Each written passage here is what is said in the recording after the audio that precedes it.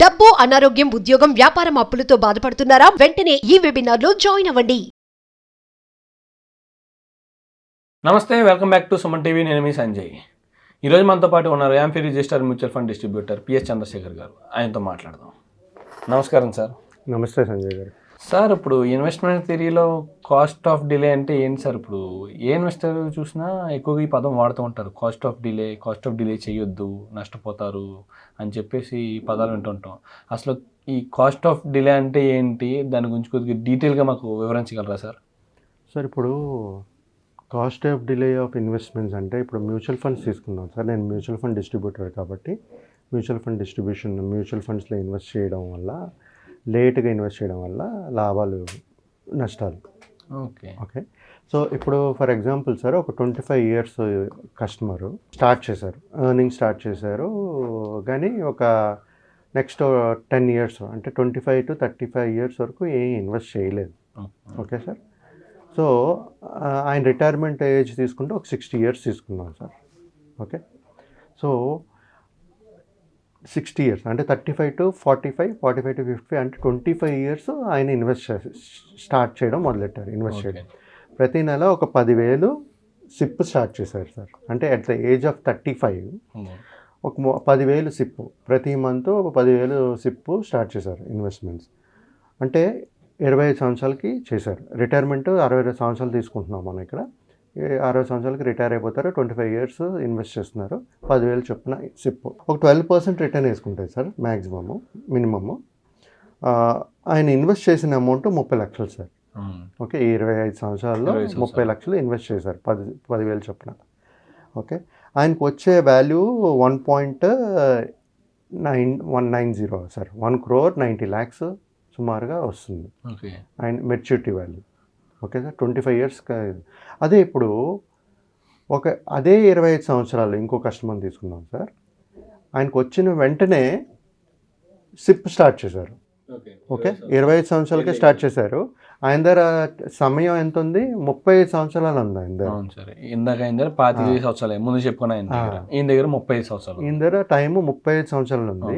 ఈయన 5,000 ఇన్వెస్ట్ చేయడం మొదలెట్టాడు మంత్లీ. ఆయన 10,000 చేశారు 25 సంవత్సరాలు. ఇక్కడేమో ఈ కస్టమర్ ఏం చేస్తున్నాడు? 5,000తో మొదలెట్టారు, 35 సంవత్సరాలు ఇన్వెస్ట్ చేశారు. అంటే అక్కడ 10 సంవత్సరాలు ముందు స్టార్ట్ చేశాడు ఆయన. అవునండి. ఇన్వెస్ట్మెంట్. ఈయన రిటర్న్స్ చూసుకుందాం సార్. 12% మాట్లాడుకుంటే ఈయన ఇన్వెస్ట్ చేసిన అమౌంట్ 21 లక్షలే. 21 lakhs ఇన్వెస్ట్ చేశాడు. 5,000 ఇన్వెస్ట్ చేసిన 30 సంవత్సరాల్లో 21 లక్షలు ఇన్వెస్ట్ చేశాడు. ఆయన రిటర్న్ చూస్తారా? 12% రిటర్న్స్ వేసుకుంటే 3.25 crores. 3,35,00,000 రూపాయలు. 3,25,00,000. 3,25,00,000. 3,25,00,000 ఎక్కడ? 1,90,00,000 ఎక్కడ? ఓకే. అంటే 10 సంవత్సరాల గ్యాప్ చూడండి. 10 సంవత్సరాల ముందు ఇన్వెస్ట్ చేసి తక్కువ 5,000తో సిప్తో ఇన్వెస్ట్ చేసి ఆయన 3 కోట్ల చిల్లర వచ్చింది. ఎవరైతే 10,000 స్టార్ట్ చేశారు కానీ 25 సంవత్సరాల సమయంలో ఆయనకు వచ్చింది ఎంత సార్? 1,90,000. 1,90,00,000. టోటల్ ఇన్వెస్ట్మెంట్ ఎంత పెట్టాడు సార్ ఆయన? ఫస్ట్ సిప్ 10,000 కట్టారు సార్. ఆయన 25 సంవత్సరాలు కట్టారు. 12% రిటర్న్స్ తీసుకున్నా ఆయన 21 లక్షలు వేశారు, ఇన్వెస్ట్ చేశారు. ఆయనకు వచ్చిన డబ్బులు 3.24 వస్తుంది. ఆయన చేసింది 30 సంవత్సరాలు. ఓకే. అదే 25 సంవత్సరాలు ఇన్వెస్ట్ చేశారు చూసారా, ఆయన ఇన్వెస్ట్ చేసిన అమౌంట్ 10,000. ఇప్పుడు 2 ఎగ్జాంపుల్స్ తీసుకుందాం సార్. 25 years వాళ్ళు 2 కస్టమర్స్ ఉన్నారు. ఒక 25 years ఆయన 30 సంవత్సరాలు ఇన్వెస్ట్ చేస్తూ వచ్చారు. 5,000 చొప్పున సిప్. ఓకే. 12% ఇంట్రెస్ట్ తీసుకుంటే, రిటర్న్స్ తీసుకుంటే ఆయన ఇన్వెస్ట్ చేసిన అమౌంట్ 21 లక్షలు సార్. 21 lakhs. ఓకే. ఆయనకు వచ్చిన మెచ్యూరిటీ వాల్యూ 3.25 crores. 3.25 crores. 30 సంవత్సరాలు చేస్తున్నాడు. 5,000 సిప్పే. ఇప్పుడు ఇంకో కస్టమర్ని తీసుకున్నాం సార్. 25 సంవత్సరాలే కానీ 10 సంవత్సరాలు లేట్గా ఇన్వెస్ట్ చేశారు. అంటే 25 సంవత్సరాలు వచ్చినప్పుడు స్టార్ట్ చేయలే. 30 సంవత్సరాలు ఆయనకు ఏజ్ వచ్చినప్పుడు అప్పటి నుంచి స్టార్ట్ చేశారు. కానీ సిప్ అమౌంట్ ఇక్కడ 10,000 పెట్టారు. 10,000 ఆయన ఇన్వెస్ట్ చేసిన ఇయర్స్ 25 years ఇన్వెస్ట్ చేశారు. ఓకేనండి. 12% రిటర్న్సే తీసుకున్నాం ఇక్కడ కూడా. తీసుకుంటే ఆయన ఇన్వెస్ట్ చేసిన అమౌంట్ 30 లక్షలు. 9 లక్షలు ఎక్స్ట్రా చేశారు.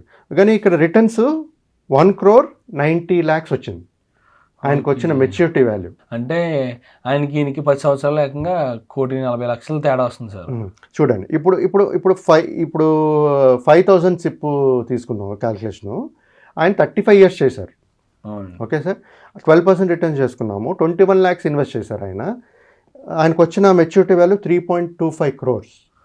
ఓకే, 3,25,00,000, 1,90,00,000. అంటే ఆ డిఫరెన్స్ చూస్తే 1,35,00,000 డిఫరెన్స్ అండి. అవునండి. అంటే 10 సంవత్సరాల్లో ఒక కస్టమరు ఇన్వెస్ట్ చేయకుండా ఉంటే ఆ లాస్ 1.34 crores. అదే మీరు 10 సంవత్సరాల ముందు స్టార్ట్ చేసి ఉంటే, ఆ 20 సంవత్సరాలు ఎవరైతే తక్కువ అమౌంట్ 5,000తో స్టార్ట్ చేసి అలా కంటిన్యూ చేశారు కానీ 30 సంవత్సరాలు ఉన్నారు, ఆ డిఫరెన్స్ ఆ 1,34,00,000 ఎవరైతే 10 సంవత్సరాలు లేట్గా స్టార్ట్ చేశారు. ఇక్కడ థియరీ ఏంటంటే ఇన్వెస్ట్మెంట్ ఆఫ్ మనీ కాదండి, ఇన్వెస్ట్మెంట్ ఆఫ్ టైం ఎక్కువ రోల్ ప్లే చేస్తుందండి. దీంట్లో ఏంటంటే మ్యూచువల్ ఫండ్స్ ఎప్పుడు start early, start small, start early okay అంటారు.